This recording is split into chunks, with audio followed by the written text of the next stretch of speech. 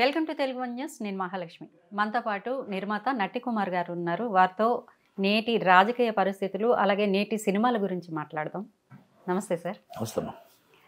బిజీగా ఉన్నట్టున్నారు. సినిమాల విషయాలు పక్కన పెడితే రాజకీయాల్లో ఈ మధ్య మీరు యాక్టివ్ అయ్యారు. అలాగే వ్యూహం సినిమాపై మీతో పాటు టీడీపీ నేతలు ఎందుకు ఇంత రాద్ధాంతం చేస్తున్నారు? ఆ సినిమా కోసం మనం అంటే ప్రీ పబ్లిసిటీ ఇవ్వాలని నాకు ఇంట్రెస్ట్ లేదు. ఫస్ట్ ఆ సినిమా కోసం మీ పేరెత్తారు కాబట్టి ఒక 2 విషయాలు నేను మాట్లాడతా. ఆ 2 విషయాలు ఒక్కటే, సెన్సార్ బోర్డు ఈ రాష్ట్రంలో ఉందా? తెలుగు రాష్ట్రాల్లో సెన్సార్ బోర్డు అంటూ ఉందా? అసలు సెన్సార్ బోర్డు సినిమా చూస్తుందా? సెన్సార్ బోర్డు గైడ్ లైన్స్ పాటిస్తుందా? అసలు సెన్సార్ బోర్డు నాట్ ఓన్లీ నేను వ్యూహం సినిమా మొత్తం ఎంటైర్ సెన్సార్ బోర్డు కోసం చెప్తున్నా.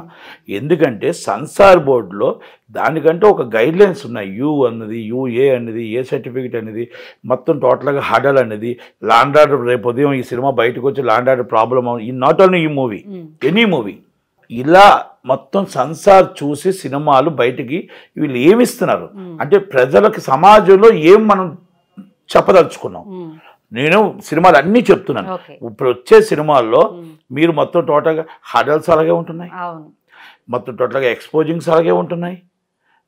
మీకు మొత్తం టోటల్గా కంటెంట్స్ అన్నీ కూడా ఒక్క హీరో ఒక సమాజంలో చాలా పెద్ద వ్యక్తిని, సమాజంలో ఒక పెద్ద వ్యక్తిని మొత్తం కించపరుస్తూ ఆ వ్యక్తికి మొత్తం రాజకీయ జీవితం 40 సంవత్సరాల రాజకీయ జీవితాన్ని శూన్యం చేయాలని చూస్తూ ఒక సినిమాని తీసి వ్యంగ్యంగా చేస్తూ ఉంటే సేమ్ డూబును, same is a paste to paste డూబుని తీసుకొచ్చి అవి చేస్తూ ఉంటే దాన్ని మనం హరికట్టలేని పరిస్థితుల్లో మనం ఉంటే మనం ఎక్కడికి వెళ్ళిపోతుంది? సెన్సార్ డిపార్ట్మెంట్, సెన్సార్ ఆఫీస్ అని అడుగుతున్నా నేను. అంటే వీళ్ళు లంచాలు తీసుకుంటున్నారా లేకపోతే ఇంకొకటి తీసుకుంటున్నారా? ఈ మధ్యన అవి కూడా బయటపడుతున్నాయి, లంచాలు తీసుకుంటూ.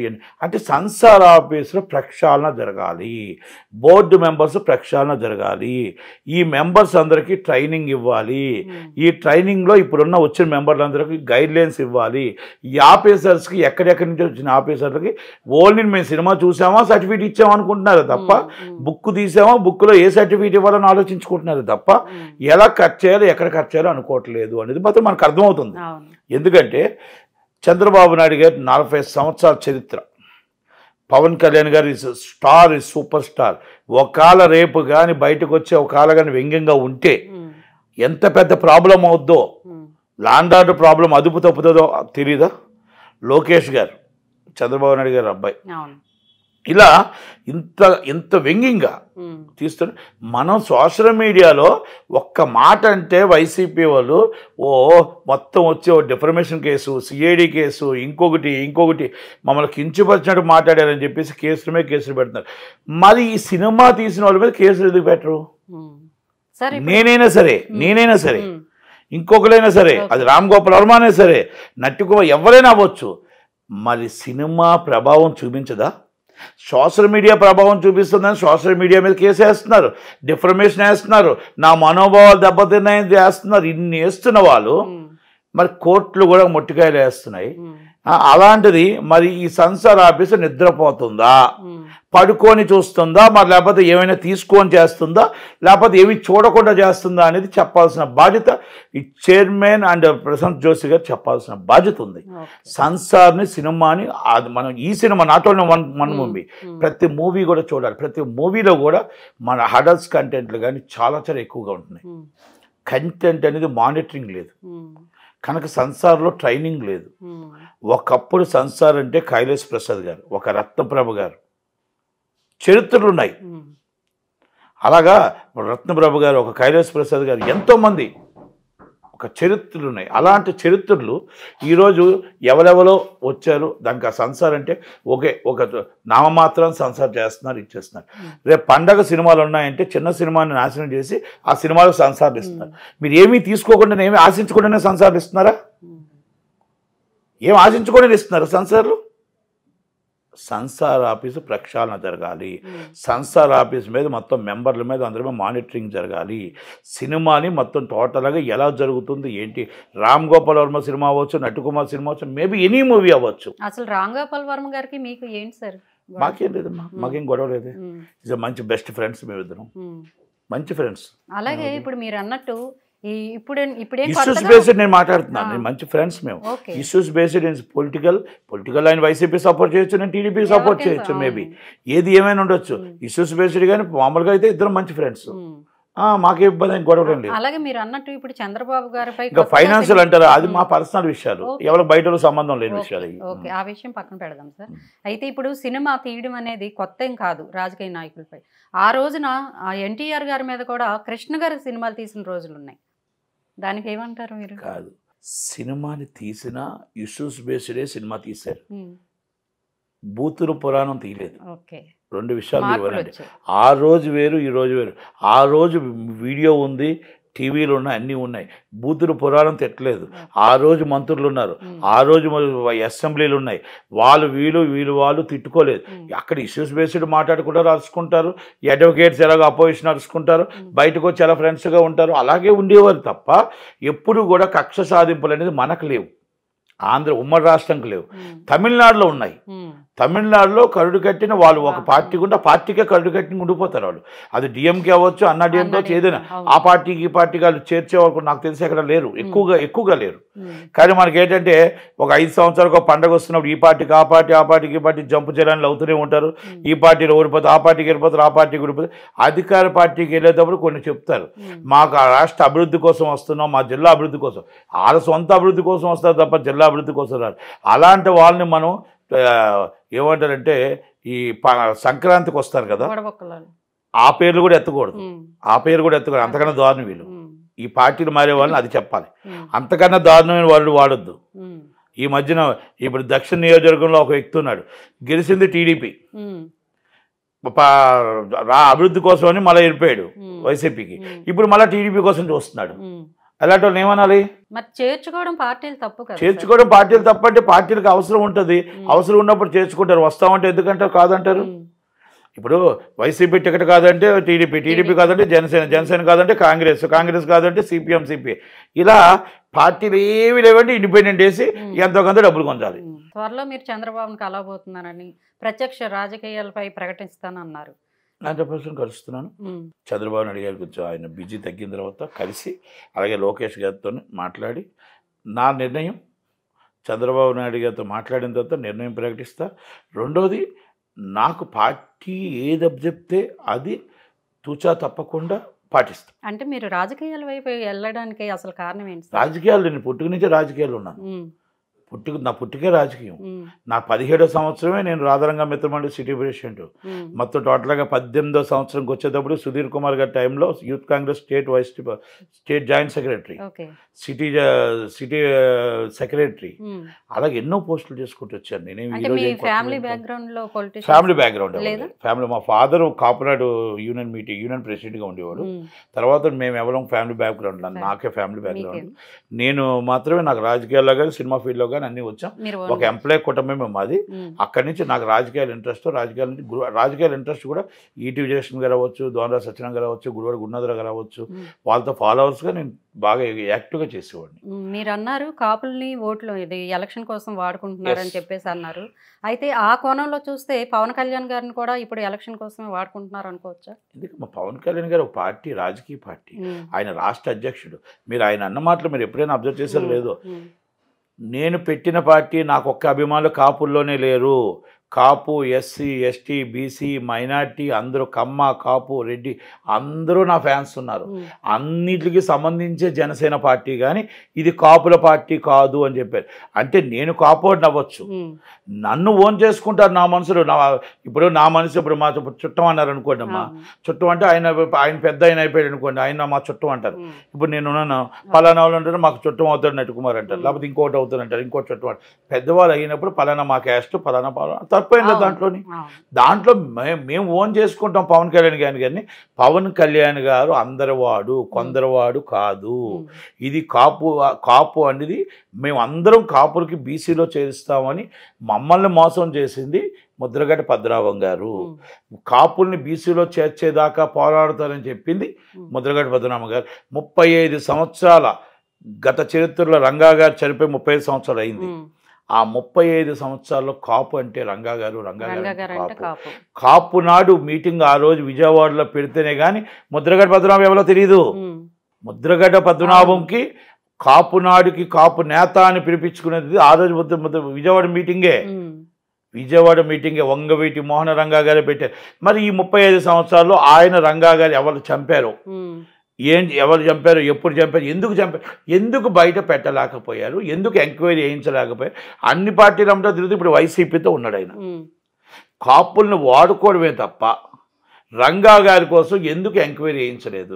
రంగా గారి బిడ్డని వైసీపీ నుంచి అన్యాయంగా బయటికి నెట్టి వెళ్ళిపోయే విధంగా ఆయన్ని బాధ పెడితే రంగా గారి బిడ్డని, మరి ఆ రాధా గారిని, మరి ఆ రోజు ఈ ముద్రగడ్డ పద్మనాభం గారు ఏమయ్యారు? వీళ్ళంతా ఏమయ్యారని అడుగుతున్నాను. కాపు అంటే రంగా గారిని మళ్ళా చెప్తున్నాను, రిపీట్ చేస్తున్నాను. అంటే ఎందుకంటే అలాంటి వ్యక్తి కాపుల కోసం నిజంగా అలాంటి వ్యక్తి బతుకుంటే ఈరోజు కాపులు అందరూ కూడా సస్యశ్యామలంగా ఆయనే మాకు సీఎం అయ్యేవాడు. కాపులు సీఎం అవ్వాలని కోరిక, అలాగే తర్వాత చిరంజీవి గారు అవుతారనుకున్నాం. చిరంజీవి గారు ఓకే అనువైన కారణాల వల్ల అవ్వలేదు. ఇప్పుడు మన ఒక కాపు బిడ్డ సీఎం అవ్వాలని కోరుకోవడంలో తప్పలేదు. ఆశ, మా కాపులు రెడ్లు అయ్యారు, అందరూ అయ్యారు, మేము ఎందుకు అవ్వకూడదు అన్నట్టు మా ఆశ. అది మేము ఇన్ని శాతం ఉన్నాం ఓట్లు, మా శాతంకి మేము మా కాపు సీఎం అవ్వాలని ఎందుకు కోరుకోకూడదు? రేపు పవన్ కళ్యాణ్ గారు కూడా సీఎం అవ్వాలని కోరుకుంటాం. కాకపోతే ఏంటంటే రేపు ఈ రాష్ట్రం అనేది ఇబ్బందుల్లో ఉంది, కష్టాల్లో ఉంది. ఆ కష్టాల నుంచి బయటపడాలి అంటే చంద్రబాబు నాయుడు గారి నాయకత్వం ఉండాలి. చంద్రబాబు నాయుడు నాయకత్వంలో ఆయనకి ఎక్కడ కూడా పవన్ కళ్యాణ్ గారికి ఎక్కడ తగ్గకుండా, ఆయన విలువలకు తగ్గకుండా, ఆయన వాల్యూ తగ్గకుండా, ఆయన హోదాలోనే ఆయన ఇప్పుడు కూడా అంత హోదాలను చూస్తారు తప్ప ఎప్పుడు కూడా ఆయన కిందగా చూడరు. ఆయన ఈరోజు ఇద్దరు కలయికలో రాష్ట్ర గవర్నమెంట్ చేయబోతుంది. కనుక కాపులకి బీసీలో చేరుస్తారా? ఎందుకంటే 9th షెడ్యూల్లో అక్కడ చేర్చాలి ఆల్రెడీ. కనుక కొన్ని ప్రాబ్లమ్స్ ఉన్నాయి, అక్కడ చాలామంది వెయిటింగ్ ఉన్నారు. కాబట్టి అమెండ్మెంట్ చేయాలంటే అంత ఈజీ కాదు. ఇక్కడ మనం కాపులకి ఏ రిజర్వేషన్లు ఇవ్వగలుగుతాం, లేకపోతే ఏ క్యాస్ట్లు లేకుండా మనం చదువులోని, మనం విద్యలోని, లేకపోతే చదువులోని, ఆరోగ్యంలోని మనం రాజశేఖర రెడ్డి గారు చేసినట్టు వాళ్ళకి ఫీజు రియంబర్స్మెంట్ పేదవాడా గొప్పవాడా రెండే, ఓసీ ఎస్సీ ఎస్టీ బీసీ కాదు, పేదవాడా గొప్పవాడా అనేది రెండు చూసుకొని మనం ఇవ్వగలిగితే ఆ రోజు బాగుంటుంది. కానీ అలా మనం చేయగలుగుతాము అనేది చంద్రబాబు నాయుడు గారు ఈసారి నిర్ణయం తీసుకోవాలా. కాపులకు న్యాయం చేయాలని కోరుకుంటాను. ఒక కాపు బిడ్డగా నేను కాపులకు న్యాయం చేయాలి, కాపులు సీఎం అవ్వాలని కోరుకుంటా, నా మనసులో ఉంటుంది. అక్కడ మనం కూడా దాన్ని రాష్ట్రాన్ని చూసే మనం ఆలోచించాలి. అదే మరి ఈ పొత్తు టీడీపీ జనసేన పొత్తు వల్ల కాపులకి ఈసారి ఏ రకంగా మేలు జరుగుతుంది అనుకుంటున్నారు? ఒకటమ్మా, కాపులకి మేలు జరగడం అంటే ఏ పార్టీ వచ్చినా కాపులకి ఏ మేలు జరగలేదు, జరిగిందని నేను అనుకోను. రాజశేఖర రెడ్డి గారి టైంలో అక్కడ కాపు కమ్మ రెడ్డి ఎస్సీ ఎస్టీ బీసీ కాకుండా అందరికీ ఫీజు రియంబర్స్మెంట్ ఇచ్చారు. అలా చంద్రబాబు నాయుడు గారు నిరుద్యోగ వృత్తిని ఇవన్నీ తీసేసి కాపులకి 4% రిజర్వేషన్ మొన్న ఆయన చేయగలిగింది ఆయనే చేశాడు. అలా కొంత మన బడ్జెట్ రాష్ట్రం కొత్త రాష్ట్రం ఇవన్నీ చూసుకొని కాపులకి ఎంత చేయగలుగుతారు, కాపులు ఒక్కలే కాదు, అది ఎస్సీ ఎస్టీ బీసీ మైనార్టీ అందరూ. కమ్మాల్లో లేరమ్మా లేనోళ్ళు, మరి రెడ్డిలో లేరా, బ్రాహ్మణ్స్లో లేరా, మరి రాజుల్లో లేరా? ఎక్కడైనా లేనివాళ్ళు ఉన్నవాళ్ళు ఇద్దరు ఉంటారు. కనుక రెండే కులాలు ఉండాలి, లేనివాళ్ళు ఉన్నవాళ్ళు. కులాలతో కూడా మతాలతో కూడా సంబంధం లేదు. మైనార్టీలో లేరా, ఉన్నోళ్ళు లేనోళ్ళు. కనుక లేనివాళ్ళు ఉన్నవాళ్ళు ఈ రెండు ఈజ్ అ మిడిల్ క్లాసే ఇబ్బంది పడుతుంది, మిడిల్ క్లాస్. కనుక వాళ్ళు మనకు రావాలి. అవన్నీ ఎలా చంద్రబాబు నాయుడు గారు వస్తే ఏం చేస్తారు, మేనిఫెస్టో ఏం చేస్తారు అనేది వాళ్ళు పెద్దలు కూర్చొని చేస్తారు. అలాగే ఏ నేతని కదిపినా ఎవరిని అడిగినా వైఎస్ రాజశేఖర్ గారిని పొగిడిన నోరులే విన్నాను నేను ఇప్పటి వరకు. అలాంటిది ఆయన తనయుడిగా జగన్మోహన్ రెడ్డి ఎవరిని కదిపినా అలాంటి సీఎంని మేము చూడలేదు అంటున్నారు. ఎందుకు ఇంత తేడా? అలాంటి మహానేత కడుపున పుట్టిన ఈయన ఎందుకు తండ్రి పేరుని నిలబెట్టుకోలేకపోతున్నారు? ఆయన జనం మనిషి, ఈయన హిట్లర్ పాలన. అందరూ ఒకలాగా ఉంటారు. తల్లిని చెల్లిని షర్మిలమ్మ ఆ రోజు ఆయన జైల్లో ఉంటే 26 సీట్లు గెలిపించి పార్టీని నడిపించి కాపాడింది ఆమెనే బయటకు తోసేశారు. తల్లినే బయటికి తోసారు. ఆమె అందరికి బహిరంగంగా చెప్పింది, వచ్చింది నా కొడుకుగానే ఉంటా కానీ పార్టీకి రిజైన్ చేస్తున్నానని చెప్పింది. అంటే తల్లే నిన్ను నమ్మలేదే, ఇంకా మరి ఎవరు నమ్ముతారు? చెల్లే నిన్ను నమ్మలేదు. ఎందుకంటే అక్కడ కారణాలు ఉన్నాయి. సొంత బాబాయ్ చనిపోతే ఈరోజు ఎవరు చంపారో చెప్పాలనే పరిస్థితుల్లో జగన్మోహన్ రెడ్డి గారు అండ్ గవర్నమెంట్ ఉంది. ఇన్ని మాటలు మాట్లాడుతున్నారు, ఈ బూతుల మంత్రులు ఇన్ని మాటలు మాట్లాడుతున్నారు కదా. మీరు ఏమైనా ఈ సంవత్సరం 23-24కి వచ్చి ఎలక్షన్స్ వచ్చాం, మళ్ళా ఎలక్షన్లో నన్ను గెలిపించండి వైఎస్ రెడ్డి ఎవరు చంపారో చెప్తానంటారా?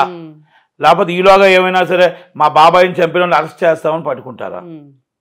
అంటే సొంత బాబాయినే మీరు ఎవరైతే చంపారో అరెస్ట్ చేయలేని పరిస్థితుల్లో ఉంటే సిబిఐకి ఇచ్చారు. సిబిఐకి is not cooperation. CBI cooperation చేయట్లేదు. మీరు చెప్పండి ఈరోజే ఎవరు చంపారో. మీరు ఇంటెలిజెన్స్ 2016 చంద్రబాబు నాయుడు గారిని గూగుల్లో తీసాం, మ్యాప్లు తీసాం, అక్కడి నుంచి తీసాం, సాటిలైట్ తీసాం, ఆయన ఉండడం తీసాం, ఆయనతో మాట్లాడడం తీసాం. ఇన్ని స్కాములు జరిగాయని చెప్పి పిచ్చి కేసులు ఏదో పెట్టారు కదా. మరి ఈ కేసు ఏం చేయలేకపోతున్నారు ఎందుకు? 2019 కేసు. మరి ఈ కేసు మీరు మ్యాప్లు తీయలేకపోతున్నారు, గూగుల్ మ్యాప్లు తీయలేకపోతున్నారు. ఆ రోజు ఎక్కడుంది ఎయిర్టెల్ అది సాటిలైట్ నుంచి తీయలేకపోతున్నారు. ఎందుకు తీయలేకపోతున్నారు? మరి సాటిలైట్ నుంచి ఎవరెవరు ఉన్నారో తెలియదా? ఈరోజు పరిజ్ఞానం పెరిగింది కదా. ఆ రోజు ఎవరెవరు ఉన్నారు, ఆ టవర్ దగ్గర ఎవరు ఉన్నారు, ఆ టవర్ ఎక్కడ మూమెంట్ చేస్తుంది, ఆ టవర్ దగ్గర ఎంతమంది ఉన్నారు, ఇవన్నీ మీకు తెలియవా? అన్నీ మీకు తెలుసు. వాళ్ళెవరో మీకు తెలుసు, బయట పెట్టలేని పరిస్థితుల్లో మీరున్నారు. కనుక అందుకనే చెల్లెల తర్వాత చెల్లెలు సుందమ్మ, ఆమె సుప్రీంకోర్టు అంతా తిరుగుతుంది పాపం. బాధ అనిపించట్లేదా? మరి ఇంకెక్కడ మీకు హిట్లర్ పాలన అనకపోతే రాజశేఖర రెడ్డి గారి పాలన వేరు, ఈయన పాలన వేరు.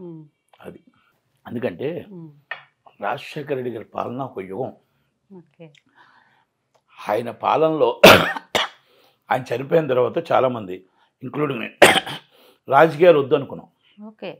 ఎందుకంటే అలాంటి నాయకుడు రాబోడు. జగన్మోహన్ రెడ్డి గారు వచ్చిన తర్వాత తనయుడు కదా అని చెప్పి చాలామంది సపోర్ట్ చేసాం. జాయిన్ అవ్వలేదు అంటే తప్పు, నన్ను జాయిన్ చేసుకోలేదు. పార్టీకి రాజీనామా చేశాను, వాళ్ళు జాయిన్ చేసుకోలేదు. అది విజయసాయిరెడ్డి గారు ప్రోత్బలం. విజయసాయిరెడ్డి గారు మొత్తం టోటల్గా విశాఖపట్నంలో ఆయన ఎక్కడెక్కడ ఏమేమి చేయాలో, స్కామ్లు ఏం చేయాలో అవన్నీ కూడా మొత్తం టోటల్గా ఎలా చేయాలో, ఎలా ల్యాండ్లో చేయాలో అన్నీ తీసుకొని దానికి మనం ఏమైనా కొంచెం అడ్డు వస్తామేమోనో, లేకపోతే ఇంకోటి ఉత్తరాంధ్ర వాళ్ళం కదా కొంచెం అడ్డు వస్తామేమో ఆయన మనం చేర్చుకోవాలి. అంటే రెడ్డి డామినేషన్ ఎక్కువ అవ్వడం వల్ల కూడా మీరు బయటకు వచ్చేసారని అప్పుడు వార్తలు కూడా. రెడ్డి డామినేషన్ అనేది ఫుల్గా ఉంది కదమ్మా. ఎక్సైజ్ సెక్రటరీ వాసుదేవ్ రెడ్డి గారు, సజ్జల రామకృష్ణారెడ్డి గారు, రాజేంద్రనాథ్ రెడ్డి గారు, పొన్నాల సుధాకర్ రెడ్డి గారు, విజయసాయిరెడ్డి గారు, ఆ సాయిరెడ్డి గారు వెళ్ళి ఈ వైఎస్ సుబ్బారెడ్డి గారు వచ్చారు. వీళ్ళందరూ రెడ్డి డామినేషన్ తప్ప ఇంకెవరున్నారు? కాపులకు వచ్చి తిట్టమని చెప్పారు. ఒకటి అమర్నాథ్ గారు కాపులను తిట్టమని చెప్పారు, ఒకటి అంబటి రాంబాబు గారు కాపులు తిట్టమని పేరు నాని గారు. పాపము కాపులు అందరూ తిట్టడమే కదా, తిట్టడానికి వాళ్ళని పెట్టుకున్నారు పాపం, ఇంక దేనికి పెట్టుకోలేదు. ఇప్పుడు వాళ్ళకి కూడా సీట్లు ఉన్నాయో లేవో తెలియవు. అంటే ఇది రాజకీయం అనేది ఒక టోటల్ ఎంటైర్ డామినేటెడ్ రెడ్లు. అత్యంత సన్నిహితుడు కీలక వ్యక్తి విజయ్ కుమార్ రెడ్డి గారు, సీఎంకి రైట్ హ్యాండ్, సమాచార శాఖ మంత్రి. ఇక ఇంకెవరున్నారు చెప్పండి? ఇంకెవరు? పోసాని కృష్ణమూర్తి గారిని తిట్టడానికే పెట్టుకుని, ఆయనకి ఏమీ రాదు తిట్టడానికే. ఆయన మైక్ కాడికి వచ్చాడు తిట్టడానికే వస్తాడు. ఒకటి చంద్రబాబు నైట్ పడుకున్నప్పుడు చంద్రబాబు గుర్తొస్తాడు, పవన్ కళ్యాణ్ గుర్తొస్తాడు, అంతే ఆయనకి. అలాగే వైఎస్ రాజశేఖర రెడ్డి గారికి చంద్రబాబు గారికి వ్యత్యాసం ఏంటి వీరిద్దరి మధ్య? రాజశేఖర రెడ్డి గారు చంద్రబాబు నాయుడు గారు నేచర్ ఒకటే, ఇద్దరివి. దాంట్లో రాజశేఖర రెడ్డి గారు కొంచెం బెటర్ థింగ్ అవ్వచ్చు, అంటే చంద్రబాబు నాయుడు గారు కొంచెం ఆలోచన అవ్వచ్చు. అంటే చంద్రబాబు నాయుడు గారు ఏంటంటే ఇన్ ఫ్యూచరు అందరం కోసం అందరూ ఆలోచించాలి, మనం ఎలా డెవలప్ చేయాలో కొంచెం ఆలోచించి దాంట్లో కొన్ని అమ్మో ఇది మనం చేయలేమేమో అని ఒక భయపడి ఉండొచ్చు. రాజశేఖర రెడ్డి గారి దిల్దారి డెసిషన్ తీసుకున్నామంటే ఒకటి, మా కార్యకర్తలకు న్యాయం చేయలేనప్పుడు నేను ఇంక ప్రజలకే న్యాయం చేస్తాను. ఏమైనా మీరు ఖాళీగా కూర్చొని కాదు, దాన్ని క్రియేట్ చేయాలి. ఎలా క్రియేట్ చేయాలి? పెన్షన్, ఆ పెన్షన్ ఇస్తానని మాట ఇచ్చాం, ఇవ్వాలి. ఎక్కడి నుంచి ఇవ్వాలి సార్? డబ్బులు ఖజానా లేదు. ఖజానా లేనప్పుడు మనకి ఏమున్నాయి వేస్ట్గా? మనకి ఎక్కడున్నాయి ల్యాండ్లు, ఎలాగున్నాయి, ఎక్కడి నుంచి ఇన్కమ్ ఎలా క్రియేట్ చేయాలో చేసుకోండి. క్రియేట్ చేయండి ఇన్కమ్. ఖాళీగా రోడ్డు మీద కబ్జాలు అయిపోతున్నాయి ల్యాండ్స్, ఆ ల్యాండ్లో కబ్జాలు చేయకుండా ఆ ల్యాండ్లో మనం అమ్ముతే ఆ డబ్బు ఎంత వస్తుంది, ఇంకోటి ఎంత వస్తుంది, అన్యాక్రాంతం అయిపోతున్నాయి అన్నీ కూడా మనకి ఎంత వస్తుంది, ట్యాక్స్లు ఎంత వస్తున్నాయి. యాజ్ అమౌంట్ డెవలప్ చేయండి. ఎలా డెవలప్ చేయాలి? ట్యాక్స్ ఈరోజు 300 కోట్లు వచ్చింది, 3000 కోట్లు ఎలా చేయాలి? మీరు పెంచి చేయాల్సిన అవసరం లేదు. లంచాలు తీసుకోకుండా అది కరెక్ట్గా మీరు కానీ అది వసూలు చేయగలిగితే 3000 కోట్లు వస్తుంది.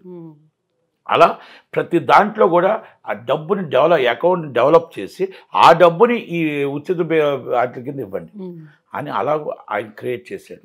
చంద్రబాబు నాయుడు గారు ఏంటంటే దాంట్లోనే అన్నీ కూడా చాలా స్ట్రిక్ట్గా, చాలా స్ట్రిక్ట్. అంటే ఈయన స్ట్రిక్టే, కాకపోతే ఈయన ఏంటంటే పోన్లే పేదవాడు ఒకసారి ఉద్యోగం పోతే ఏంటి అన్న ఒక ఆలోచన ఆయనకు ఉండేది. వార్నింగ్ ఇచ్చేవాడు, ఏమైనా ఇంకొకసారి తప్పు చేయకు, ఏం బుద్ధి జ్ఞానం లేదా అని అడిగేవాడు. అది చంద్రబాబు నాయుడు గారు నచ్చదు. తప్పు చేస్తే ఇమ్మీడియట్లీ డిస్మిస్, దాంట్లో నో డౌట్. పోలీస్ డిపార్ట్మెంట్ ఉద్యోగులందరూ అగెనిస్ట్ చేశారు.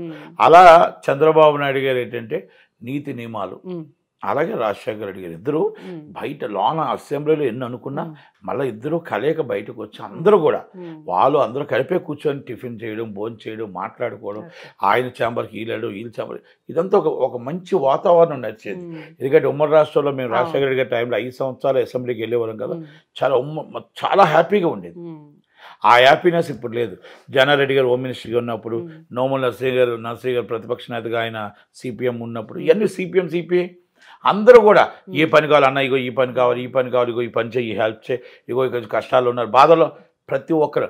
రాజశేఖర రెడ్డి గారు మీరు ఏ పార్టీని ఇప్పుడు అడగరు, ఏ కులం అడగరు, ఏ మతం అడగరు, అది ఆయనలో ఉన్నది.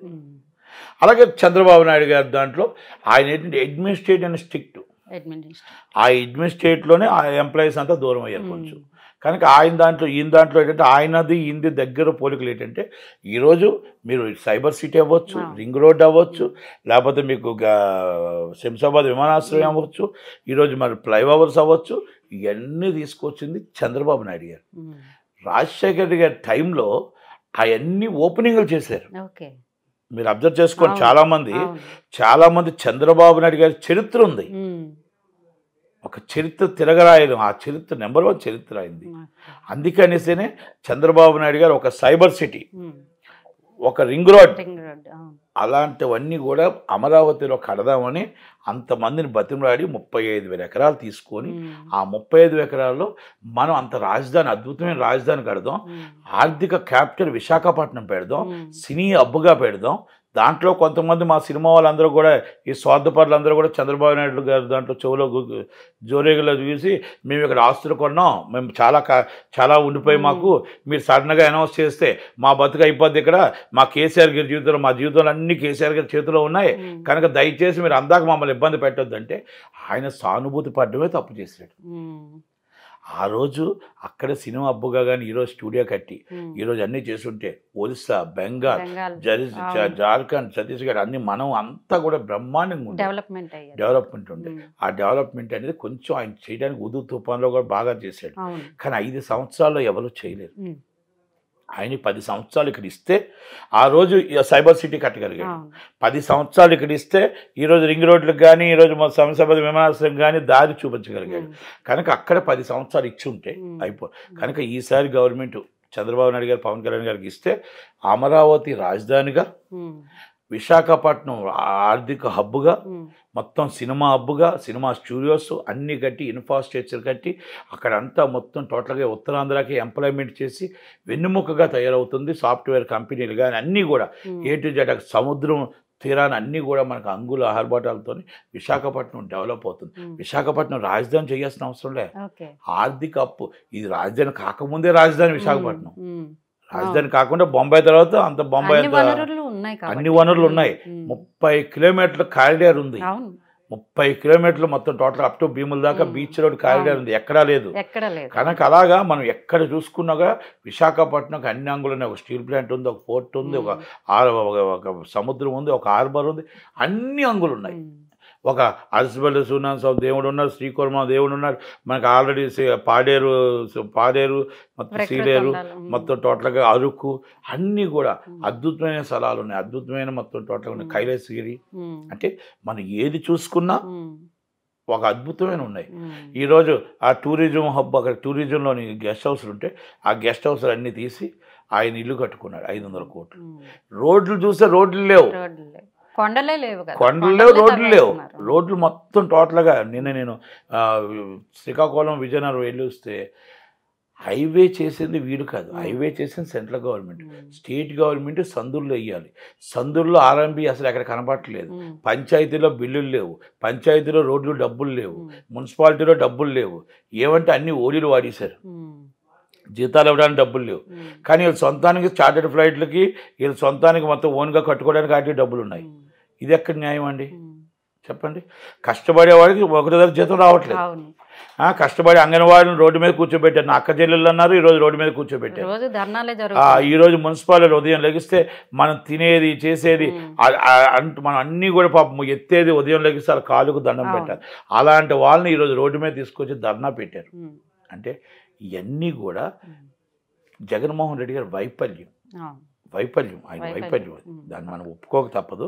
అందుకని జనాలు మీరు టింగ్ టింగ్ వేస్తున్నారు, అక్కడ సాయంత్రం వచ్చి ఉదయం టింగ్ టింగ్, సాయంత్రం మొత్తం లాగేస్తున్నారు.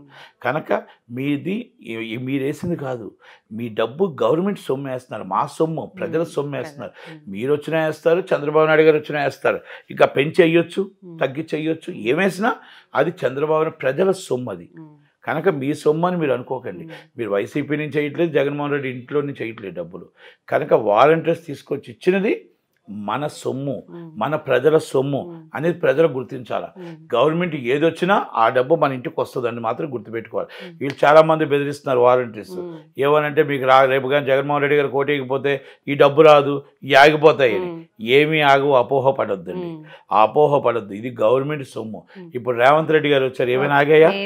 ఏమాగు. కేసీఆర్ గారు ఇచ్చినా, రేవంత్ రెడ్డి గారు ఇచ్చినా అన్నీ ఇస్తారు. ఇంకా ఏమైనా అనుకున్నాం కావాలంటే ఇంకా యాడ్ చేసి ఇస్తారు తప్ప మీరు ఎప్పుడు కూడా ఇది గవర్నమెంట్ సొమ్ము, ప్రజల సొమ్ము అని మాత్రం మర్చిపోకండి. జనసేన టీడీపీకి ఇన్ని ఓట్లు వస్తాయని, వైసీపీకి 23 స్థానాలు వస్తాయని మీరు ఎలా చెప్పగలిగారు? మీరు ఏమైనా సర్వే చేశారా? శ్రీకాకుళం జిల్లాలో మొత్తం టోటల్గా నేను అన్ని ఏరియాలు తిరిగాను. నేను తిరగకుండా ఏదో మాట్లాడలేదు. తిరిగితే 8 సీట్లు ఇప్పుడు ఎలక్షన్ పెట్టినా, రేపు మార్చిలో ఎలక్షన్ పెట్టినా 8 సీట్లు గెలుస్తారు బంపర్ మెజార్టీతో జనసేన టీడీపీ. 8 సీట్లు 10కి 10, 8 సీట్లు గెలుస్తారు.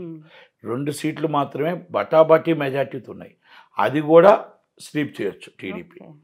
ఎందుకు చేయొచ్చు అంటే అక్కడ కాలింగ్స్ డామినేషన్ చేస్తారు, ఎలమాస్ డామినేషన్ చేస్తారు, వైసాస్ డామినేషన్ చేస్తారు. వీళ్ళందరికీ కూడా అక్కడ జరిగిన అన్యాయాలు ఉన్నాయి. కిల్లి కృపరాణి గారిని తీసుకున్నారు, ఆమెకి తీసుకొని ఒక పోస్ట్ కూడా అమ్ముకోలేదు. దువ్వాడ శ్రీని గారి వాళ్ళ మిస్సెస్ అక్కడ గొడవలు ఉన్నాయి. అలాగే పేరాడు తిలక్ గారి గొడవలు ఉన్నాయి. అక్కడ సిరియా పేర్రాజు గారు గొడవలు ఉన్నాయి. అక్కడ మా బంధాలు అశోక్ 2 సార్లు ఎమ్మెల్యే. అలాగే ఇవన్నీ కూడా అక్కడ స్పీకర్ గారు ఉన్నారు, స్పీకర్ గారు కాలింగ్ అవుతారు. ఆయన కూడా ఆయన మీద బాగా యాంటీ ఉంది. అలా అంటే వీళ్ళంతసేపు జగన్మోహన్ రెడ్డి గారిని చూసేస్తారు అంటున్నారు తప్ప వీళ్ళెవ్వరూ నియోజకవర్గాల్లో తిరగట్లేదు, నియోజకవర్గాల్లో అందుబాటులో లేరు. ఎందుకు అందుబాటులో లేరంటే వీళ్ళు ఒకటే రెండు విషయాలు ఏమనుకుంటున్నారంటే, వీళ్ళు ఎంతసేపు కూడా మేము గెలిచే ముందు ఇంటింటికి వెళ్ళారు, గెలిచిన తర్వాత 3 పిఏలు వచ్చారు. ఈ పిఏలకు ఫోన్ చేసుకునేటప్పటికి ముందు ఈ ఫోన్లు ఎత్తరు పిఏలు. ఎమ్మెల్యే దాకా పక్కన పెట్టారు. వీళ్ళు ఎమ్మెల్యేలు ఎక్కడో ఉంటారు. ఇది అయిపోయింది. వీళ్ళు మొత్తం టోటల్గా జనాలకు అందుబాటులో లేరు. ఏదైతే ఉన్నాయో మొత్తం టోటల్గా కార్యక్రమాలు అవ్వచ్చు, రోడ్లు అవ్వచ్చు, ఏది చూడండి మీరు ఎక్కడ చూసుకోండి, మీకు పంచాయతీలు అవ్వచ్చు, ఇంకోటి అవ్వచ్చు, అన్నీ కూడా మొత్తం అంధకారంలో ఉన్నాయి.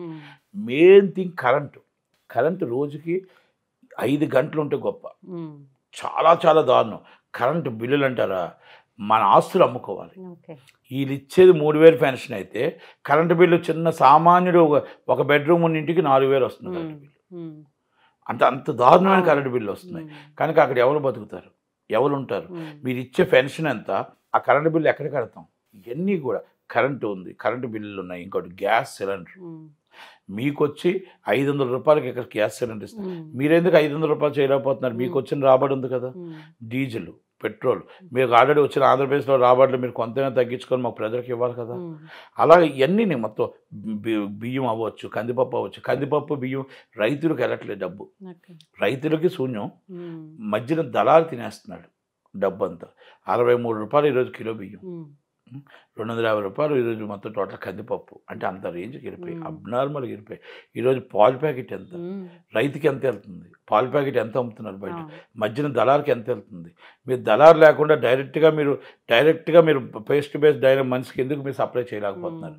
అంటే దళారు లేకపోతే మీకు గవర్నమెంట్ ఉండదు, అంతే కదా మరి. అంటే బతుకుతుంది వాళ్ళు, ఆ 10 మంది కోసం మీ గవర్నమెంట్ బతుకుతుంది. మంత్రులు ఈరోజు ఒకప్పుడున్న ఎమ్మెల్యే ఇప్పుడు ఎన్ని వందల కోట్లు సంపాదించాడు, ఒకప్పుడున్న ఎంపీ ఇప్పుడు ఎన్ని వందల కోట్లు సంపాదించాడు, ఎన్ని వందల కోట్లు సంపాదించాడు. ఎవరైనా చర్చకొస్తారా? వివరాలతో తీసుకొచ్చిస్తాను.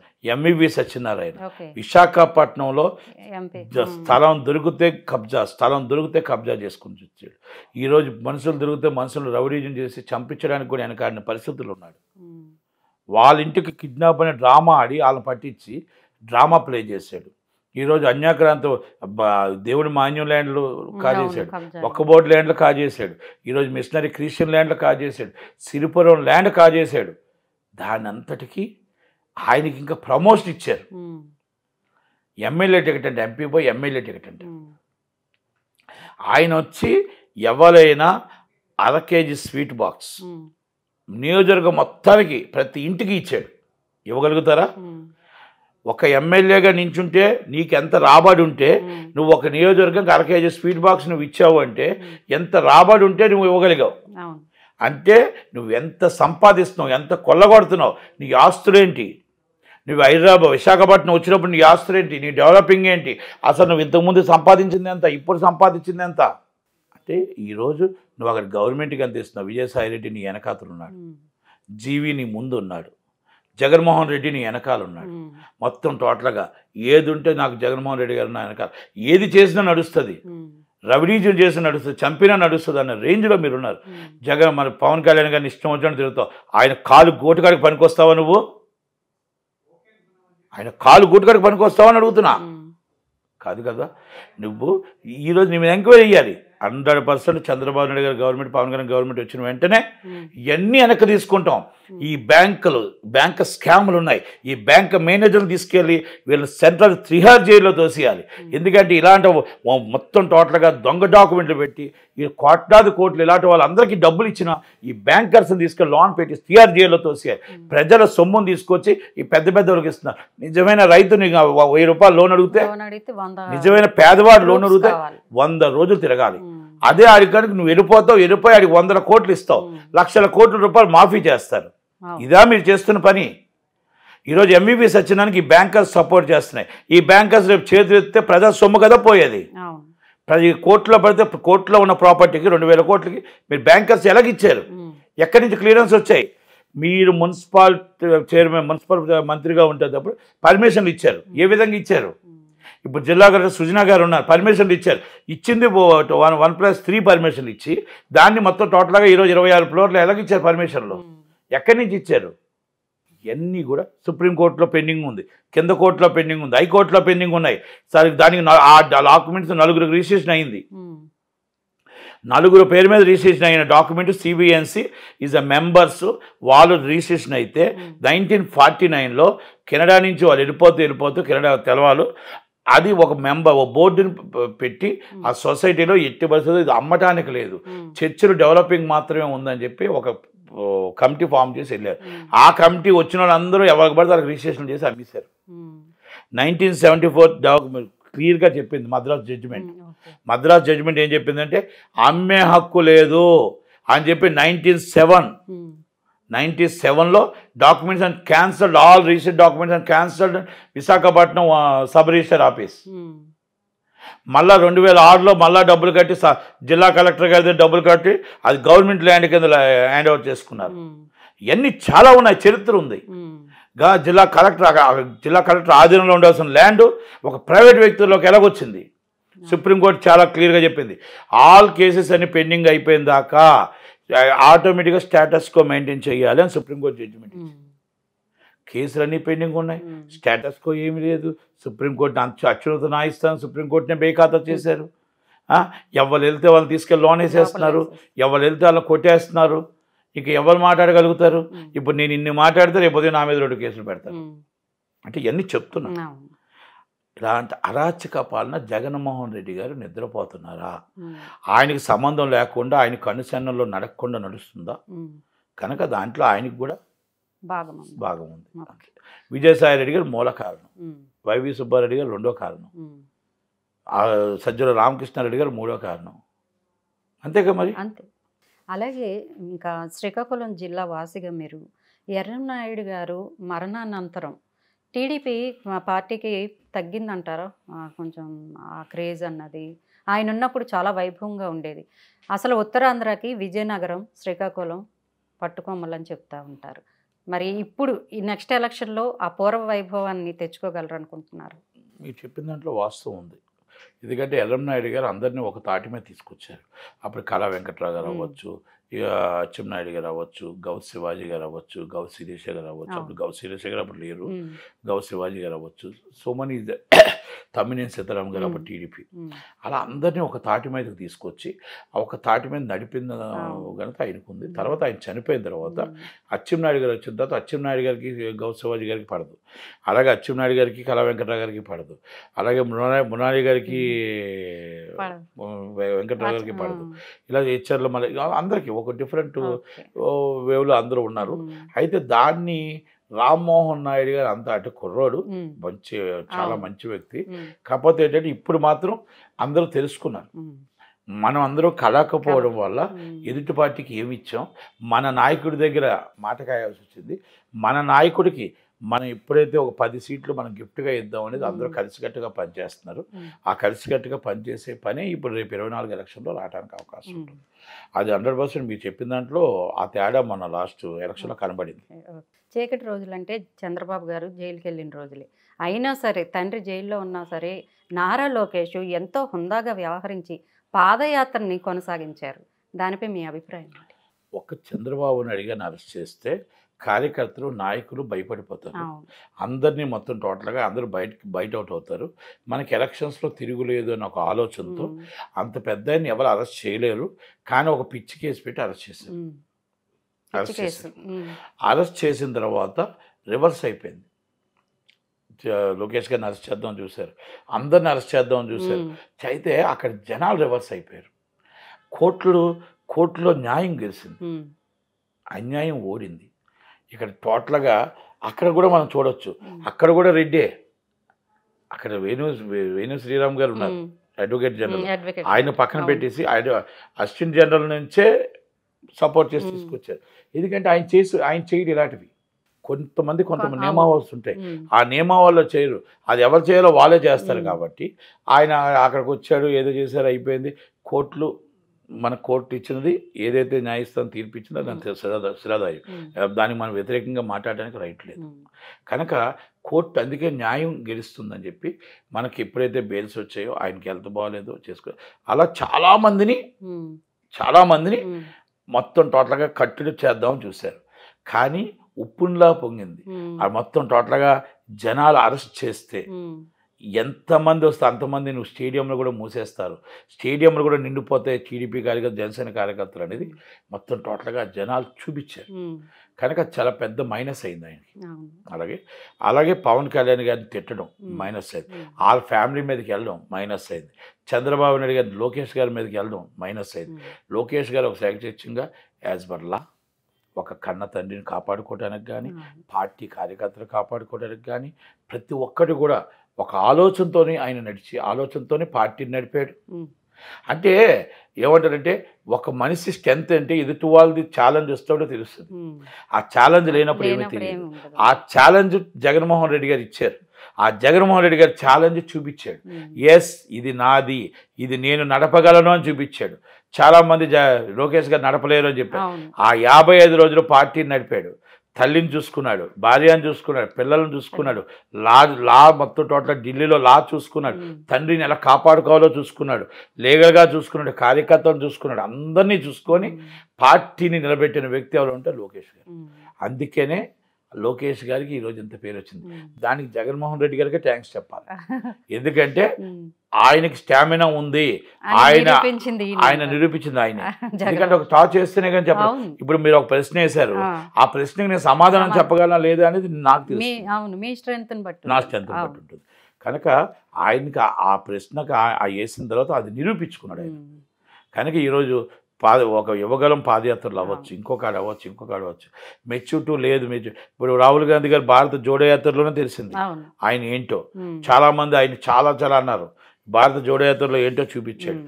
అలాంటి వ్యక్తులు నీతికి నిజాయితీకి మారిపోయి ఉంటారు. లోకేష్ గారు కానీ, ఆ రాహుల్ గాంధీ గారు కానీ, ఇలాంటి వాళ్ళు ఏంటంటే వాళ్ళకి ఎదుటివాడి డబ్బు తినేయాలా, ఎదుటివాడిని మొత్తం దోచుకోవాలని ఆలోచించరు. పేదలకు ఎలా చేయాలి. ఎందుకంటే ఆయన పుట్టినప్పుడే బంగారు స్ఫూర్తితో పుట్టాడు. అది రాహుల్ గాంధీ గారు అవ్వచ్చు, లోకేష్ గారు అవ్వచ్చు. వాళ్ళ తాతగారు చీఫ్ మినిస్టర్, వాళ్ళ నాన్నగారు చీఫ్ మినిస్టర్, వాళ్ళ మామగారు టాప్ హీరో, చిన్నమామ గారు, పెద్ద మామ గారు అందరూ, వాళ్ళ పెద్దమ్మలు మంచి, ఆమె మినిస్టర్, వాళ్ళ పెద్దమ్మ.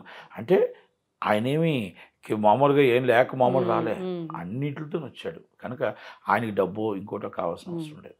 ఇప్పుడు మీరు రాహుల్ గాంధీ గారి గురించి ఎత్తారు కాబట్టి నేను అడుగుతున్నాను, తెలంగాణలో కాంగ్రెస్ విజయం సాధించింది కదా, మరి ఇప్పుడు ఏపీకి షర్మిలను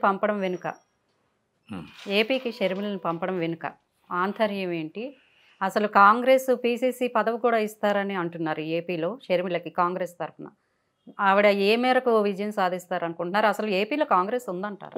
ఉందా? వస్తుంది, మళ్ళా పుంజుకుంటుంది. ఎందుకంటే తెలంగాణలో ఎప్పుడైతే వచ్చిందో షర్మిలా గారు కానీ కాంగ్రెస్ పార్టీకి వస్తే చాలా జగన్మోహన్ రెడ్డి గారికి ఇప్పుడు 23 సీట్లు వస్తాయన్నాను కదా, 23 సీట్లు కాదు, మీరు 5 సీట్లు వచ్చినా ఆశ్చర్యపోయే విషయం. నిజంగా పిసిసి అధ్యక్షురాలు ఆమె అయ్యి వస్తే 3 ఎంపీలు వస్తాయనుకుంటున్నాం వైఎస్ జగన్మోహన్ రెడ్డి గారికి. కాంగ్రెస్కి ఆ 3 ఎంపీలు వస్తాయి. కాంగ్రెస్కి మళ్ళీ 10 మంది ఎమ్మెల్యేలు వస్తారు. ఎందుకంటే కాంగ్రెస్ పుంజుకుంటుంది. రాహుల్ గాంధీ గారి జోడో యాత్ర తర్వాత కాంగ్రెస్ అంటే వైసీపీ అంటే కాంగ్రెస్, కాంగ్రెస్ నుంచి వెళ్ళిన వాళ్ళే వైసీపీకి వెళ్ళారు, వాళ్ళు మళ్ళీ ఇటు వస్తారు. ఈయన ఎందుకంటే ఈయన హిట్లర్ పాలన భరించలేకపోతున్నారు. ఈయన మొత్తం టోటల్గా ముళ్ళకం చేసుకొని ఎవరిని రానివ్వకపోతే ఎవరిని కలాలి, ఎవరితో చెప్పుకోవాలని ఇప్పుడు డొక్క మాణిక్ ప్రసాద్ గారు పాపం ఆయన బాధను చెప్పుకున్నారు. అలా ఎవరికి చెప్పుకోవడానికి ఎంట్రన్స్ లేదు, ఎవరికి ఎంట్రీ లేదు, ఫోన్లు లేవు, ఏమీ లేదు. ఆయన చెప్పిందే శాసనం, చెప్పిందే రాజ్యం. అందుకనే చాలామంది కాంగ్రెస్కి వచ్చేస్తారు. ఒకవేళ కానీ శర్మిలా గారికి కానీ చర్చలు జరుగుతున్నాయి అంటున్నారు, ఒకవేళ జరిగితే మాత్రం పర్ఫెక్ట్. అప్పుడు ఒకవేళ టీడీపీ జనసేన పొత్తుంటుందో లేదో నాకు తెలియదు, కానీ Congress, CPM, CPI, Aam Aadmi party వీళ్ళంతా కలిపి ఒక కూటమి అవుతారు. మరి బీజేపీ ఎట్లా ఉంటుంది అనుకుంటున్నారు ఏపీలో? బీజేపీ ఏపీలోకి ఏముండదండి పెద్దగా. సెంట్రల్ గవర్నమెంట్లో మోడీ గారు మళ్ళీ అయోధ్య రామ జన్మభూమి వాటి మీద మళ్ళీ ఆయన కొంచెం అటు ఇటు బటాబటీగా రాగలుగుతారు, మెజార్టీ తగ్గుతుంది. ఆ మెజార్టీ రాహుల్ గాంధీ గారికి బాగా సీట్లు పెరుగుతాయి, ఇవన్నీ ఉన్నాయి, వాళ్ళకి కూడా మెజార్టీ తగ్గుతుంది. కాంగ్రెస్కి మంచి టైం వస్తుంది. రాహుల్ గాంధీ గారు 2029 పిఎం ఇస్ రాహుల్ గాంధీ గారు 2029 పిఎం అయ్యే ఛాన్సెస్ కదా, అవుతారు పిఎం పక్కా. రేపు 24 కూడా బటాబటీ దగ్గరికి వస్తారు. ఇక రాజకీయాలు పక్కన, రేపు రాబోయేదంతా కాంగ్రెస్ పార్టీ యుగమే. సెంట్రల్లో కాబోయేది కాంగ్రెస్ పార్టీ యుగమే. ఇక సినిమాల విషయానికి వస్తే ఉమ్మడి ఆంధ్రప్రదేశ్లో నంది అవార్డ్స్ బాగా ఉండేవి, కానీ విడిపోయాక రాష్ట్ర విభజన జరిగాక నంది అవార్డ్స్ గురించి పట్టించుకునే నాదుడే కరువయ్యారు. దీనికి సినీ పరిశ్రమ ఏం చేస్తోంది? ఎవరు ఎందుకు ముందుకు రాలేకపోతున్నారు?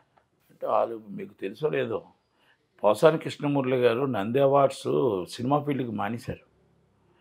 అక్కడ ఎవరు ఎక్కువ తిడితే వాళ్ళకు అవార్డు, నంది అవార్డు. తక్కువ తిట్టిన వాళ్ళకి ఎండి అవార్డు, తక్కువ తిట్టిన సామాన్యంది అని ఆ తిట్లు అంటే వాళ్ళకి ఒక పోటీ పెట్టారు, తిట్లు బట్టి అవార్డులు ఇస్తున్నారు. అది వేరే. ఇటు మార్చి సినిమా ఫీల్డ్కి అవార్డులు లేవు. సినిమా మంచి సినిమా, చెడ్డ సినిమా అవన్నీ లేవు. ఇప్పుడు ఓన్లీ తిట్లు పురాణం. తిట్లుకి అది ఎవరు ఎక్కువ తిడితే వాళ్ళకి మంచి అవార్డు ఇస్తారు. అది పోసాని కృష్ణమూర్తి గారు డిసైడ్ చేస్తారు. చాలామందికి ఇస్తున్నాడు కూడా. వాళ్ళే చీఫ్ గెస్ట్లు, వాళ్ళే ఇచ్చుకుంటారు. తిట్లలో ఎక్కువగా రోజా గారు ఉంటే రోజా గారికి ఇస్తారు, లేకపోతే అంబటి రాంబాబు గారికి. ఒక 6-10 మంది ఉంటారు పోటీలో. ఆ 10 మందిలో వాళ్ళకే అవార్డులు వస్తాయి. Number 1, number 2, number 3. దానికి చైర్మన్ వచ్చి పోసాని కృష్ణమూర్తి. బాగుంది. అయితే ఇప్పుడు సినిమాలు ఓ పార్టీకి కొమ్ము కాస్తూ సినిమాలు రావడంపై మీ అభిప్రాయం ఏంటి? పార్టీకి కొమ్ము కాస్తూ ఉండదమ్మా. నేను issues based is the political ఏదైనా తీసుకోవచ్చు, కానీ మరీ కిట్లే చేసి మరీ ఆ అవతల వ్యక్తిని మరీ కించపరుస్తూ చేయడం అనేది తప్పు. మేము ఇష్యూస్ బేస్డ్ మీరు నేను ఇప్పుడు నిన్ను మాట్లాడుతున్నా, ఎవరిని నేను కించపరచలేదు, ఎవరిని బూతులు తిట్టలేదు. ఇప్పుడు అలాగని చెప్పేసి నేను అమాయకుడిని లేకపోతే చాలా మంచివాడిని అనుకోకండి. అవతల వాడు నాకు ఎవరైనా రిప్లై ఇస్తే ఆ రిప్లై ఇచ్చింది ఒరే అంటే నేను ఒరే అంట, నా ఫోన్ నెంబర్ గట్ట బాగా సిప్పుతా, నేనేం తక్కువే అని తిన్నాను. నేను మంచిగా ఉంటే మంచివాడిని, అవతలవాడు బాస బట్టే నేను మాట్లాడతా. కాకపోతే ఏంటంటే పద్ధతి సంస్కారం అన్నీ మనకు నేర్చుకొని ఎదుటి వాళ్ళకి పెద్దవాళ్ళు గౌరవించాలనేది ఒకటి నేర్చుకోవాలి. ఆ గౌరవం అన్నీ కూడా మనం కూడా వయసుతో పాటు మనకు పెరుగుతాయి. ఒక చిన్నప్పుడు తిరిగి చేస్తాం, మధ్యతనప్పుడు మనం తిరిగి తిడతాం. అది తెలుసుకోగలిగిన వాడు మనిషి, తెలియని వాడు మూర్ఖుడు అంటారు. మార్పు అనేది రాకపోతే మూర్ఖుడు. ఒకప్పుడు నేను కూడా చాలా చండాలంగా తిట్టేవాడిని. ప్రెస్ మీట్ ఆన్ చేస్తే మీకు అసలు ఆ మామూలు అవతల మళ్ళీ భరించలేరు. నన్ను డిబేట్కి పిలాలంటే ఎదుటో డిబేట్ రాడు, నట్టుకుమార్ని పిలిస్తే డిబేట్కి రారు, అలాగా చేసేవాడిని. కానీ మనం కాలం కొలిది మారుతూ వస్తూ పెద్దవాళ్ళని ఎప్పుడు గౌరవిస్తాను, నేను ఎప్పుడు కూడా పెద్దవాళ్ళు గౌరవిస్తాను. అలాగా మనం కూడా సమాజం అనేది మనల్ని హర్షిస్తుందా, మనం మాట్లాడితే ఈ తిట్లు పురాణం కాదు, మనం ఏం చేసామో చెప్పాలి, ఏం చేయబోతామో చెప్పాలి. అంతే తప్ప తిడుతూ ఉంటే మనకు సమాజం హర్షిస్తుంది అనేది ఒక్కసారి ఆలోచించాలి. సినిమాలు తీసేటప్పుడు కూడా మనం అవతల వారిని కించపరుస్తుంటే డిఫర్మేషన్ వేస్తున్నారు. ఈరోజు రేపు ఎవరైనా తిడితే డిఫర్మేషన్ వేస్తున్నారు, రేపు ఎవరైనా అంటే మన మీద కేసు రిజిస్టర్ చేస్తున్నారు కదా. సినిమాలో ఎందుకు చేయకూడదు? ఈ సంసార్ ఎవరైతే చేసో సంసార్ మెంబర్ల మీద ఎందుకు కేసు చేయకూడదు? సంసార్ మెంబర్ని ఈసారి నుంచి సంసార్ మెంబర్ని, ఆ డైరెక్టర్ని, ఆ ప్రొడ్యూసర్ని కూడా డిఫర్మేషన్ సూట్ అయ్యా, అంతే కదా. మరి ఆ సంసార్ వదిలేశారు కదా, సంసార్ ఆఫీసర్తో పాటు మెంబర్స్తో పాటు డైరెక్టర్ని ప్రొడ్యూసర్ని కూడా డిఫర్మేషన్ వేయాలి. మరి అంతే. మరి లేకపోతే అంటే తప్పేవలది? సినిమా డైరెక్టర్ తీసాడు, సంసార్ చూపించినప్పుడు కరెక్ట్గా సంసార్ చూసి ఆ గైడ్లైన్స్ ప్రకారం చేయకపోతే నన్ను కించపరుస్తున్నారు, లేకపోతే నా క్యాస్ట్ని కించపరుస్తున్నారు, నా కులానికి నా మతాన్ని కించపరుస్తున్నారు. రేపు లాండ్ ఆర్డర్ ప్రాబ్లం అవుతుంది, and responsibility and Samsar office. మీరు ఏది ఆశించి చేస్తున్నారో మాకు తెలియదు. మీరు సమాజానికి మంచి చెయ్యాలి, చెడు చేస్తున్నారు కాబట్టి యాక్షన్ అండ్ రియాక్షన్ ఇమ్మీడియట్లీ చేయాలి. అదొక నాంది హైకోర్టు వారు మన సంసార్ సర్టిఫికేట్ రద్దు చేశారు. ఇలాగ ఎట్టి పరిస్థితుల్లో కంపల్సరీ కోర్టులు జోక్యం చేసుకుంటాయి. ఇంకా జోక్యం చేసుకోకపోతే కావు. ప్రభాస్ గారు పాన్ ఇండియా స్టార్ అయిపోయారు. సలార్ మూవీకి అంత పాన్ ఇండియా స్టార్ నటించిన సలార్ మూవీ కలెక్షన్స్ 4 రోజులకే పడిపోవడం వెనుక ఏంటి సార్? అసలు ఒక కారణం ఉంది. ప్రపంచంలో మనకున్న థియేటర్స్ ఎన్ని ఉన్నాయి, ఎన్ని షోలు ఉన్నాయి, అన్ని షోలు సినిమా రాత్రి 1 గంట నుంచి వేస్తారు. మన కాడ సినిమా చూడటానికి ఎంతమంది శాతం ఉన్నారు? అది 3%, 5%, 10%? 100% శాతం సినిమా చూడరు కదా. రిపీట్ ఆడియన్స్ ఎంతమంది ఉన్నారు, ఎన్నిసార్లు రిపీట్ చూడగలుగుతారు, అది మనం చూసుకోవాలి. మొత్తం first day, almost first day, second day, third day, fourth day మొత్తం చూస్తారు. డబ్బులు మొత్తం టోటల్గా వస్తాయి. ఆ స్టామినా అయిపోయింది, డబ్బులు వచ్చాయి. అయితే డబ్బులు వచ్చేసాయి, మీరు ఎక్కువ రేట్లు అమ్ముకుని రాకపోవచ్చు, కానీ జనాలు చూసేసారు. జనాలు ఒకప్పుడు మనకి ఏముండేది అంటే, ఒక అమీర్పేటలో ఒక సినిమా ఉంటే కుకట్పల్లిలో ఒక థియేటర్ ఉండేది, కుకట్పల్లిలో ఒక థియేటర్ ఉంటే ఎక్కడో హైటెక్ సిటీలో ఒక థియేటర్ ఉండేది. ఇప్పుడు సందు దాటితే థియేటర్, సందు దాటితే ఒక షోలు, సందు దాటితే అలాంటి రాత్రి 1 గంట నుంచి షోలు వేసినప్పుడు ప్రేక్షకులు ఎక్కడి నుంచి వస్తారు? ప్రేక్షకులు అందరూ 450 రూపాయలు టికెట్ పెట్టారు. 450 రూపాయలు టికెట్ మళ్ళీ రిపీట్ రన్ ఎలా చూడగలుగుతారు? రిపీట్ రన్ చూడటానికి వాళ్ళ సినిమా అంత గొప్ప సినిమా అవ్వాలి కదా. ఎందుకు కలెక్షన్స్ లేవు? ఇవన్నీ కూడా ప్రొడ్యూసర్ ఆలోచించాలి, థియేటర్ ఓనర్ ఆలోచించాలి. నేను థియేటర్ ఇస్తున్నానే, ఈ రోజు వచ్చినంత కలెక్షన్ చేసేసుకొని ఆ థియేటర్ 4 రోజులు రన్ అవుతే చాలు అనుకుంటే 5వ రోజు మూసుకోవాల్సి వస్తుంది. ఆ డిస్ట్రిబ్యూటర్ కూడా ఆలోచించాలి.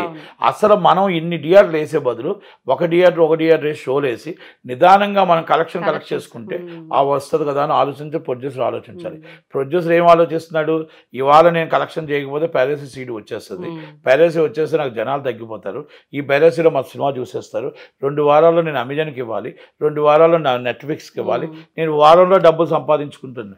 అందుకే 4 రోజులు ఇన్నాళ్ళు 1 వీక్ అని కలెక్షన్, 4 days కలెక్షన్, 4 days అని రెంట్లు పెట్టాలి. 4 రోజులకే సినిమా తీయొచ్చు ఏదైనా సరే, అంతే. 4 days కలెక్షన్స్ అంతే. మరి అందుకని ఆ పరిస్థితుల్లోనే ఇప్పుడు సినిమాలు ఉన్నాయి.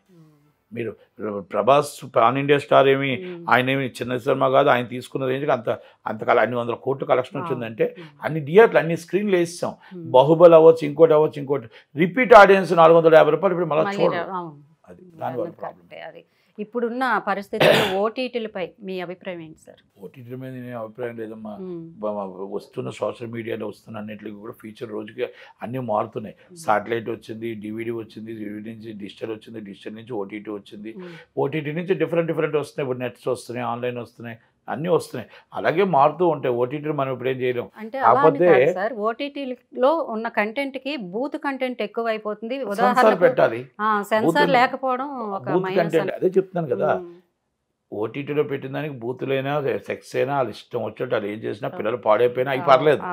మేము 150 రూపాయలు పెట్టిన టికెట్కి మొత్తం టోటల్గా పెద్ద గొప్పగా చూసేసి మళ్ళీ మాకు 20,000 రూపాయలు టికెట్ అది థియేటర్ పెట్టి సినిమా చూసి మీకు జీడిపప్పుతో స్నాక్స్ ఇచ్చి శుభ్రంగా డ్రింక్స్ ఇచ్చి అన్నీ కూర్చోబెడితే హాయిగా చూసుకొని మీరు మాకు అన్ని కటింగ్లు చెప్తారు. అదే యూట్యూబ్లో వచ్చినవి మొత్తం టోటల్గా ఓటీటీలో వచ్చినవి ఏమున్నా వదిలేస్తారు. సెన్సార్ మస్ట్ అండ్ షుడ్ పెట్టాలి. పెట్టకపోతే తప్పు అనేది మనం చెప్పాం. ఆల్రెడీ కేంద్రం కూడా దాని గైడ్లైన్స్ ఇస్తుంది, కానీ ఇంకా సెన్సార్ పెట్టలేదు. నాటి సినిమాలు నేటి సినిమాలు, నాటి సినిమాల్లో ఎంతో కొంత సందేశాత్మక సినిమాలు ఉండేవి. కామెడీ, అది కూడా గుడ్ కామెడీ. ఇప్పుడున్న కామెడీలాగా వల్గరిటీల్లో లేవు. ఎందుకు అలాంటి సినిమాలు ఇప్పుడు వాళ్ళు తీయలేకపోతున్నారు? రాజకీయం ఎలా మారిపోయిందో సినిమాలు కూడా అలాగే మారిపోయాయి. ఇప్పుడు సోషల్ మీడియాలో ఎలా మారిపోయిందో అప్పుడు యువత ఎలాగున్నారో ఇప్పుడు యువత అలాగే విడిపోయింది. ఇద్దరు పెళ్లి చేసుకుంటున్నారు, లవ్ చేసి 3వ రోజు విడిపోతున్నారు. అంటే కారణం ఏంటి? ఒకప్పుడు పెళ్ళి అంటే 100 సంవత్సరాల పండగ. ఈరోజు ఉంటుంది అది మొత్తం 80% ఎక్కడ చూసినా ఫ్యామిలీ కోర్టులో కనబడుతుంది. కాకపోతే ఆ రోజు ఇప్పుడున్న సాఫ్ట్వేర్ అవ్వచ్చు, ఇంకోటి అవ్వచ్చు, పిల్లలు యూగోలు అవ్వచ్చు. అలాగే ఇప్పుడు నాటి సినిమాలు నేటి సినిమా అంటే ఇప్పుడున్న జనరేషన్ బట్టి సినిమాలు తీస్తారు. ఆనాటి ఉన్న సినిమాలు వేరు, ఆనాటి ఉన్న జనరేషన్ బట్టి ఆనాటి సినిమా తీస్తాం. ఈనాటి జనరేషన్ కోసం ఉండి ఈనాటి జనరేషన్ సినిమాలు తీస్తున్నారు. అంతేగాని ఆనాటిలో ఉన్న కామెడీ, రాజబాబు గారి కామెడీ వేరు, ఈరోజు ఈనాటిలో ఉన్న పిల్లలకి కామెడీ కావాల్సింది వేరు. కనుక బూతులు కామెడీ కావాలి వాళ్ళకి, పిల్లలకి. అప్పుడు మొత్తం మంచి ఆనందంగా కామెడీ కావాలి. కనుక ఇక్కడికి అక్కడికి తేడా వద్దు. ఆనాటి ఈనాటి కూడా జనరేషన్ మారింది కాబట్టి మరి సినిమాలు కూడా అలాగే తీయాల్సి వస్తుంది. సమాజం బట్టి సినిమా అంటారు. సెలబ్రిటీల్లో విడాకులపై మీరేమంటారు సార్? సెలబ్రిటీలోనే విడాకులు ఉన్నాయా? మీరు ఆగండి. మిడిల్ క్లాస్ నుంచి కింద క్లాస్ నుంచి ప్రతి ఇంట్లో సామాన్య ఒకటమ్మా, సామాన్యులైనా ఆడపిల్లే, మామూలుగా మిడిల్ క్లాస్ అయినా సెలబ్రిటీ అయినా ఆడపిల్లే మగపిల్లడే. వాళ్ళిద్దరికి యుగోలు ఉంటావా? మీకు సెలబ్రిటీకి యుగోలు ఉంటాయా? కింద వాళ్ళకి యుగోలు ఉండవా? అందరివి యుగోలు. మీరు గంట యుగో మానండి. ఒక గంట మీరు ఆలోచించండి. భార్యాభర్తలు ఇద్దరు మాట్లాడుకుంటున్నప్పుడు మీ పిల్లలు ఇప్పుడున్న జనరేషన్లో ఒక్క గంట అమ్మాయి తిట్టినా అబ్బాయి తిట్టినా ఒక గంట ఓపిక పట్టండి, మీ జీవితాంతం సుఖంగా ఉంటుంది. ఆ గంటలో మీకు ఆ గంట క్షణకావేశంలో ఇద్దరు విడిపోతున్నారు, క్షణకావేశంలో ప్రయాణాలు పోతున్నాయి, క్షణకావేశంలో ఎన్నో జరుగుతున్నాయి. కనుక ఒక గంట ఉప్పు పట్టండి. ఇప్పుడున్న జనరేషన్ ఉప్పు పట్టగలిగితే ఏ ప్రాబ్లమ్స్ రావు. కనుక అది ఎవరైనా మనం చెప్పిన మాట వినగలుగుతూ ఉంటుంది. ఒకప్పుడు జనరేషన్ వేరు. ఒకప్పుడు జనరేషన్ ఏంటంటే భర్తే దైవం, భార్య కంపల్సరీ భర్త మీద ఆధారపడి ఉండేది. ఇప్పుడు భార్య కూడా జాబ్ చేస్తుంది కాబట్టి నాకున్న ఇన్కమ్ ముందు నేను భర్త లేకపోయినా బతకగలను ఒక ధైర్యం ఒకటి వచ్చింది చూడు. అది చాలా తప్పు. ఆడపిల్లకి ఎంత సంపాదించినా భర్త కావాలి, పిల్లలు కావాలి. అలాగే భర్తకు కూడా భార్య కావాలి. భార్య లేకపోతే భర్త లేడు, భర్త లేకపోతే భార్య లేదు. భార్యాభర్తలకి పిల్లలు లేకపోతే భార్యాభర్తల సంబంధమే అంటారు. కనుక అలాగా అవన్నీ కూడా మనం కానీ అవన్నీ నేర్చుకొని 1 అవర్ మనం కానీ ఆలోచించుకొని ఉండగలిగితే పాత జనరేషన్ లాగే మనం కూడా 100 సంవత్సరాలు. అప్పుడులో కూడా విడాకులు ఉన్నాయి, అప్పుడులో కూడా అభిప్రాయ భేదాలు ఉన్నాయి, అప్పుడులో కూడా అన్నీ ఉన్నాయి. కానీ ఇంత 80% అనేది లేవు. కనుక ఈగోలకు వెళ్తున్నారు. ఆ ఈగోలకు వెళ్ళకుండా నేను జాబ్ చేస్తున్నాను, మీరు జాబ్ చేస్తున్నారు, మీకు తక్కువ ఉంది ఆస్తి, నాకు ఎక్కువ ఉంది ఆస్తి, నేను లేని వాళ్ళు మీరు ఉన్నవాళ్ళు, ఇవన్నీ రాకూడదు. నేను వర్క్ చేసుకుంటున్నాను, నేను వర్క్ చేసి అలసిపోతున్నాను, ఇది తప్పు. ఇద్దరు భార్యాభర్తలు కష్టపడితేనే కానీ ఇప్పుడు కుటుంబం గడని పరిస్థితి ఈరోజు వచ్చింది. అది మన కుటుంబం కోసం మన ఇద్దరం కష్టపడుతున్నాం ఆలోచించాలి తప్ప నాది ఎక్కువ మీ తక్కువ, నా జాబ్ హై లెవెల్ ఉంది మీరు లో లెవెల్ ఉంది కాదు. ఎంత లెవెల్లో బయట ఎంత హై లెవెల్ ఉన్నా అక్కడ కలెక్టర్ అయినా ఇక్కడ బంట్రోత్ అయినా భార్యాభర్తలు, కలెక్టర్ బంట్రోత్ భార్యాభర్తలు అయినా ఇంటికాడికి వచ్చేటప్పటికి ఇద్దరు భార్యాభర్తలే. అక్కడ మేడము సారు తప్ప ఇక్కడ కాదు. ఇంట్లోకి వచ్చేటప్పటికి భార్య భర్త అవుతుంది, భర్త భార్య అవుతారు. కానీ అక్కడ డ్యూటీ కాడికి వెళ్తేప్పటికి బంట్రోత్గా భర్త శిలం కొడతాడు, కలెక్టర్ గారికి శిలం కొట్టాల్సిందే, సెల్యూట్ కొట్టాల్సిందే. కనుక ఇవన్నీ మనం ఆలోచించుకొని ఈ వ్యత్యాసాలన్నీ ఆలోచించుకొని మన ఈగోలకు వెళ్లకుండా నిజంగా మనం కాపురం చేసుకోగలిగితే ఇప్పుడున్న జనరేషన్లో ఇవన్నీ ఆలోచించి వినగలిగితే మనకి విడాకులకు వెళ్ళటానికి అట్లా భర్తకు భర్త అవసరం, భార్యకి భర్త అవసరం, భర్తకు భార్య అవసరం అని తెలుసుకోగలగాలి అంతే. నేటి సినిమాల్లో ఐటెం సాంగ్స్ గురించి మీరేమంటారు? అప్పుడు ఉన్న ఐటమ్ సాంగ్స్ అప్పుడు జయబాలి గారు చాలామంది చేసేవారు. ఇప్పుడున్న ఐటమ్ సాంగ్స్ చేస్తున్నారు. ఇప్పుడున్న ఐటమ్ సాంగ్స్ ఇప్పుడు కొత్తగా హీరోయిన్స్ని ఐటమ్ సాంగ్స్ పెడుతున్నారు. ఐటమ్ సాంగ్స్ మొత్తం టోటల్గా మన అనొద్దుగానే ఎంత అసభ్యకరంగా చేస్తున్నారంటే అంత అసభ్యకరంగా చేస్తున్నారు. సంసారాలు కళ్ళు మూసుకుంటున్నారు కాబట్టి వాళ్ళు ఎందుకు చేస్తున్నా నడిచిపోతుంది. సంసారాలు కళ్ళు మూసుకుంటున్నారా, డబ్బులు తీసుకుంటున్నారా, ఏం తీసుకుంటున్నారా నేను అడగను. కానీ ఈ మధ్యకాలంలో ఐటమ్ సాంగ్స్ కానీ సినిమాల్లో కానీ అసలు చూసారా? పుష్ప సినిమాలో నిద్రపోయి ఇచ్చారా సంసారం? అంటే అప్పుడు సినిమాల్లో హీరోయిన్స్ ఐటమ్ సాంగ్స్ అప్పుడున్నా కూడా అప్పుడు చాలా సంసారం చాలా స్ట్రిక్ట్ ఉండేదమ్మా. ఇప్పుడు నిద్రపోయి ఇచ్చారా సంసారం? ఒక ఎర్రచందనం స్మగ్లర్లు దాన్ని అంత దారుణంగా ఇస్తుంటే మీరు సినిమా చూసి సమాజంకి ఏం చెప్పాలనుకుంటున్నారు? ఓకే, వాళ్ళ సినిమా తీసారు సరే, సంసారం మీరేం చేస్తారు? నిద్రపోతున్నారని అడుగుతున్నా. మీ గైడ్ లైన్స్ తెలియవా అని అడుగుతున్నా. హార్డర్ కంటెంట్ తెలియదా అని అడుగుతున్నా. అంత అసభ్యకరంగా నేను అదే అంటున్నా. And senior IAS and senior IRS వాళ్ళకంటూ ఒక వాల్యూస్ ఉండే. ఈ మధ్యకాలంలో కొత్తగా వచ్చేసారు, జిల్లా కలెక్టర్లు అవ్వచ్చు, ఇంకోటి అవ్వచ్చు, వాళ్ళకి అవగాహన లేదు. అది ఒకప్పుడు జయప్రకాష్ నారాయణ గారు చాలామంది, Suman is the IAS and IPSS, చాలామంది హ్యాట్స్ ఆఫ్. వాళ్ళు ఈరోజు మన దేశాలు డెవలప్ అయ్యాయంటే, మన రాష్ట్రాలు డెవలప్ అయ్యాయంటే పొలిటికల్కి ఎప్పుడు కూడా ఐఏఎస్ ఐపీఎస్ వెన్నుముక్క. ఐఆర్ఎస్ ఐఏఎస్ ఐపీఎస్ వాళ్ళు ముగ్గురు వెన్నుముక్క.